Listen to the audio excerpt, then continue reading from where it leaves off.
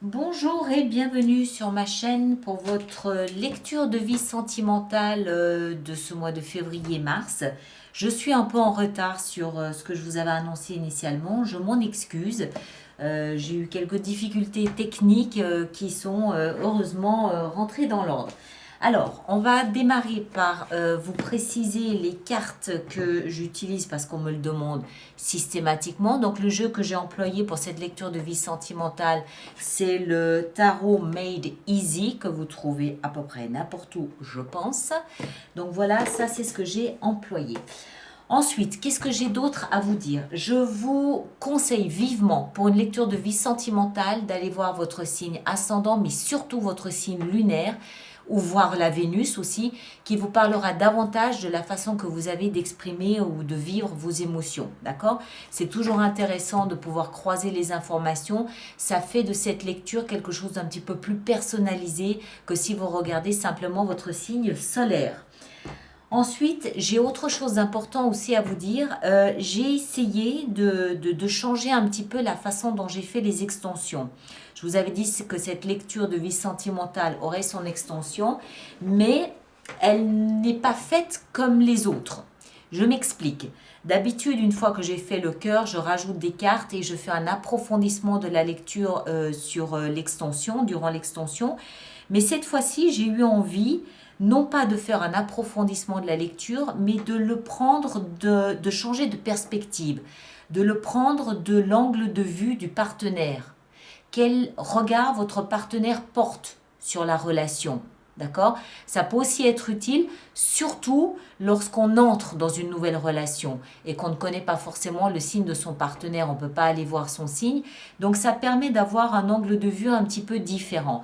Vous me direz largement dans les commentaires si vous appréciez ce changement, cette modification, ou si vous préférez l'ancienne version.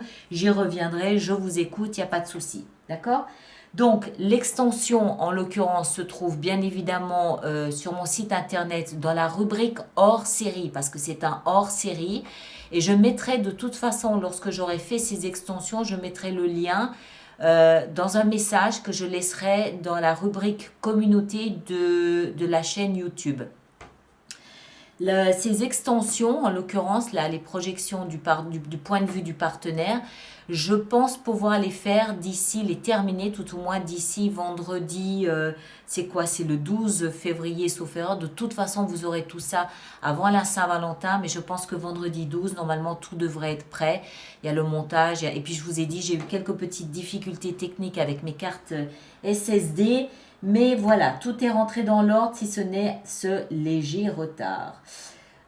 Ensuite, eh ben voilà, les lectures mensuelles normales, c'est-à-dire intuitives mensuelles pour le mois de mars, seront en ligne le 25 février.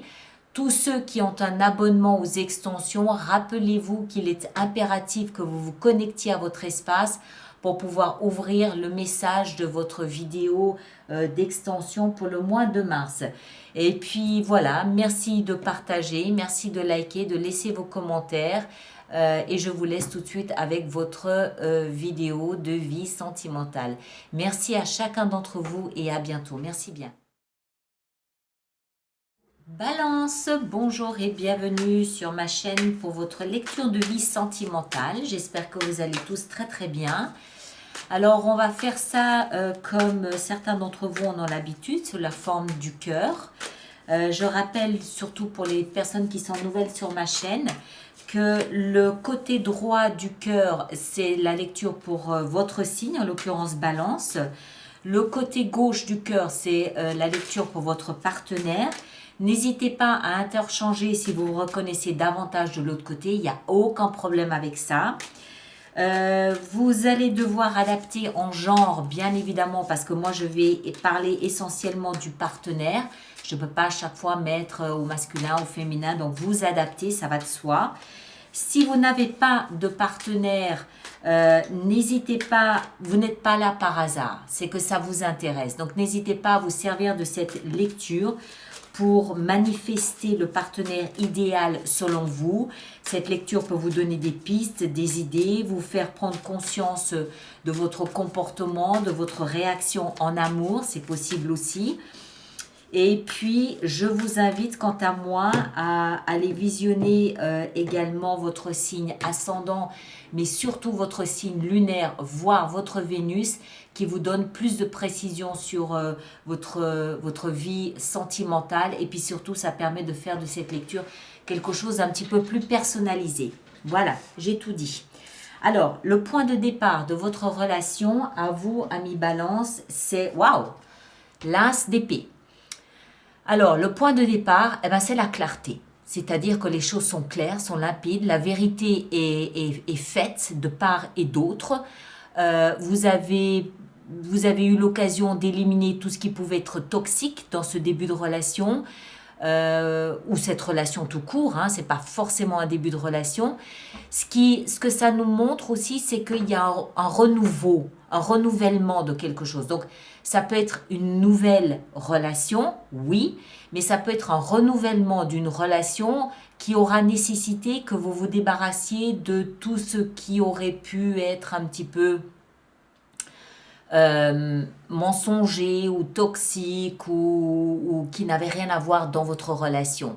Des liens qui auraient peut-être pu ralentir l'évolution de la relation. D'accord? Ce qui est certain, c'est que de part et d'autre, votre volonté est claire, elle est limpide, elle est faite d'authenticité, elle est faite de vérité. Il n'y a pas de mensonge, il n'y a pas de manipulation. C'est des mots crus, peut-être, mais qui transmettent ce que chacun d'entre vous veut réellement. D'accord? Alors, ensuite, votre état d'esprit à vous, c'est 8 de bâton et 3 de bâton. Alors, vous êtes beaucoup dans le bâton, c'est-à-dire qu'il y a beaucoup de dynamisme, beaucoup d'enthousiasme, beaucoup de passion, beaucoup de feu, vous bouillonnez, vous êtes très vivant, vous êtes plein de désir et de volonté, d'accord? 8 de bâton nous explique que vous n'avez pratiquement pas besoin de parler avec votre partenaire, vous le comprenez. Vous le comprenez, c'est comme si vous étiez relié par télépathie. Vous comprenez ce qu'il pense, vous comprenez ce qu'il veut dire, mais qu'il ne dit pas encore ou pas forcément. Vous le ressentez, voilà, c'est comme si vous étiez relié de manière invisible à votre partenaire. A fortiori, si vous ne le connaissez pas encore. D'accord? 3 de bâton nous explique que vous faites preuve de beaucoup de patience. Vous devez peut-être attendre votre partenaire. Il n'est peut-être pas encore libre ou il n'est peut-être pas encore dans votre vie. C'est possible aussi. S'il est dans votre vie, il est peut-être à une certaine distance de vous. Et à ce moment-là, c'est pour ça que vous le ressentez, vous sentez sa présence, même si vous n'arrivez pas forcément à communiquer régulièrement avec lui, d'une manière intuitive, instinctive et invisible, vous communiquez régulièrement avec. D'accord? Vous tournez le dos au passé, vous faites preuve de beaucoup de patience, vous attendez le retour de la personne que vous avez dans votre tête. Ou dans votre cœur aussi. Hein. L'état d'esprit de votre partenaire est à la 2 de coupe et à la 6 d'épée. Alors, je pense que je commence à comprendre un petit peu le schéma qui se profile ici. Je pense que votre partenaire... Alors, je ne sais pas si c'est vous ou si c'est quelqu'un d'autre. Votre partenaire ne pense qu'à une chose, c'est à son alter ego, son âme sœur. D'accord? 2 de coupe, c'est l'autre qui représente mon alter ego. On a chacun une coupe, les coupes représentent nos émotions, nos 2 coupes vibrent à l'unisson, on est sur la même fréquence, c'est un peu comme la 8 hein, quand même. On se comprend, on se connaît, on se connecte sans... Voilà, on sait qu'on éprouve les mêmes sentiments l'un pour l'autre. Mais le partenaire a quand même la 6 d'épée. Alors, soit c'est quelqu'un qui vit à une certaine distance de vous et qui doit déménager, qui doit faire un déplacement, qui doit déménager, c'est du moins ce qu'il a dans son état d'esprit. D'accord? Faire un voyage, faire un déménagement, peut-être se rapprocher de vous. Mais ça peut aussi être quelqu'un qui s'éloigne de vous. D'accord? Ça peut être quelqu'un, ici, les mots tranchants, la crue que j'ai employé tout à l'heure, ça peut-être aussi être pour une rupture momentanée et que chacun se sépare, chacun va dans une direction différente.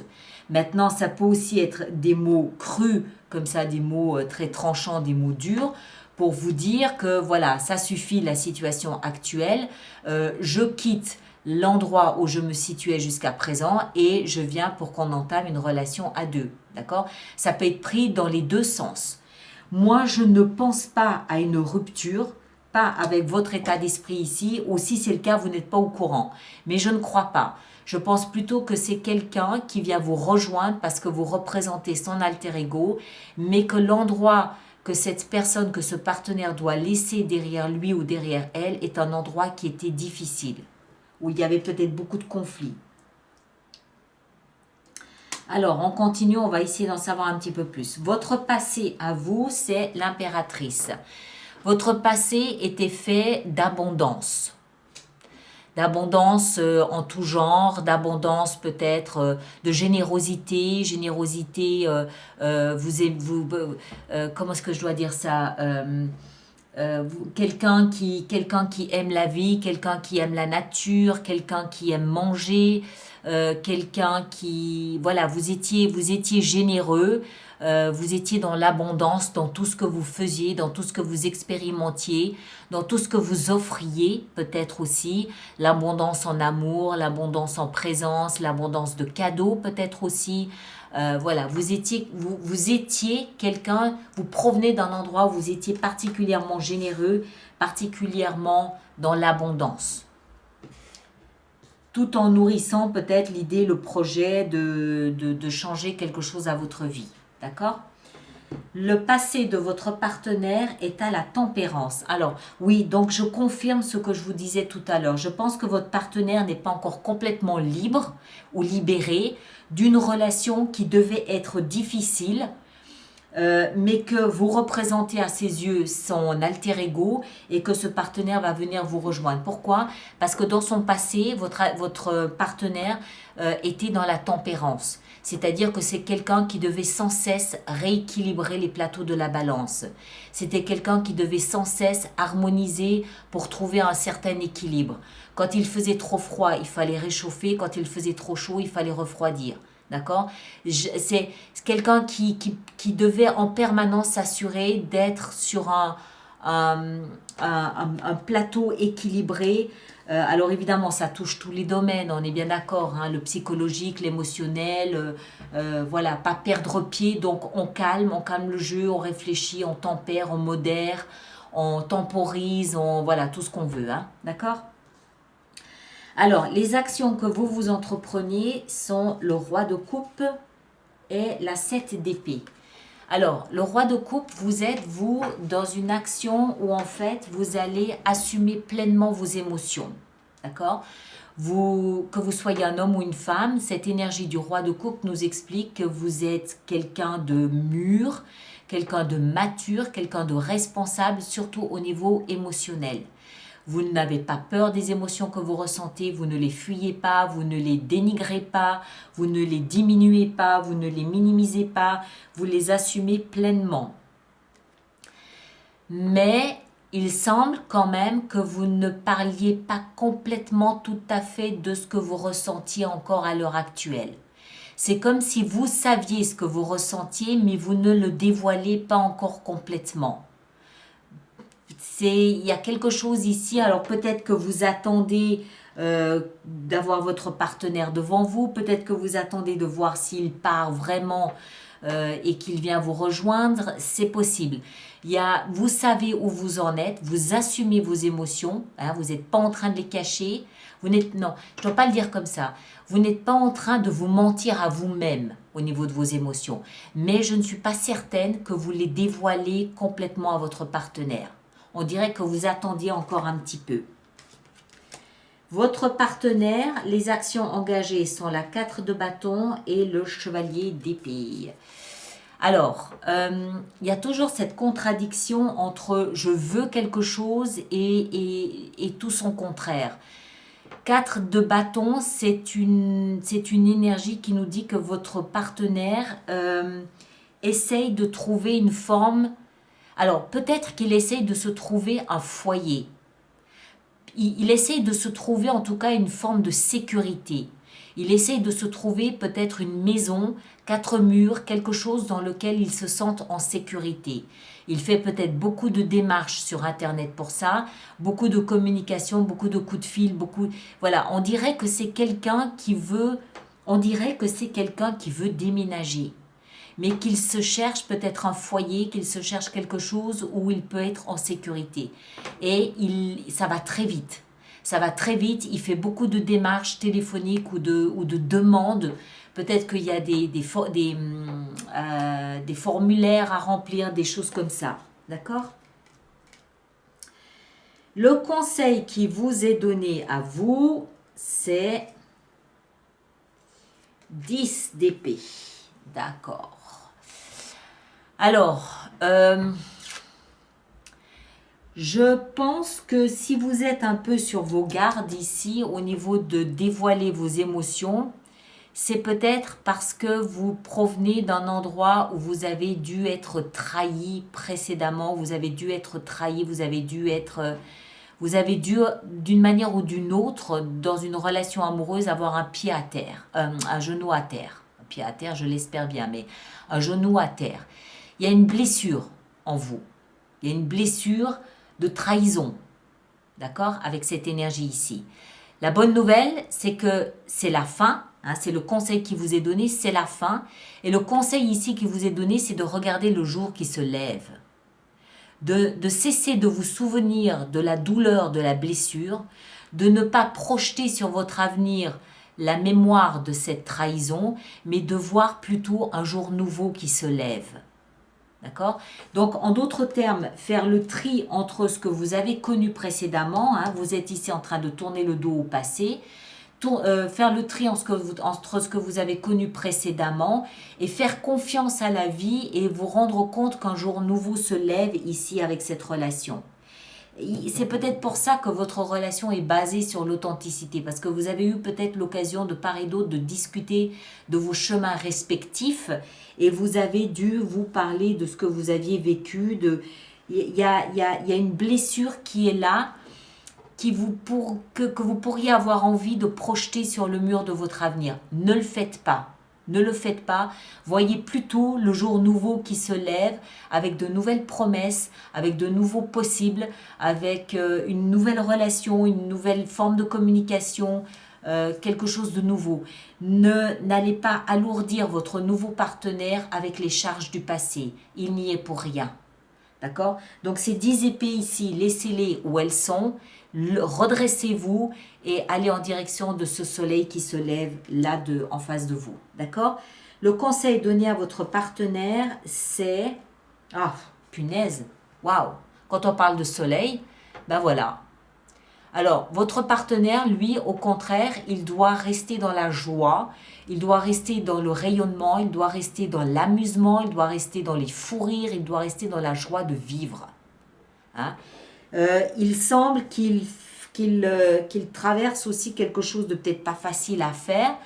Il semble qu'il laisse quelque chose derrière lui, qu'il fasse un déplacement dans votre direction. Il faut qu'il le fasse dans la joie, dans la bonne humeur, dans le soleil et dans le rire. Vous, votre soleil, il est en face de vous, hein, d'accord? Le soleil qui se lève, c'est là. Voilà mes très chers. Donc, la dernière carte, c'est l'issue vraisemblable de votre relation. Et cette issue, elle est la 3 d'épée.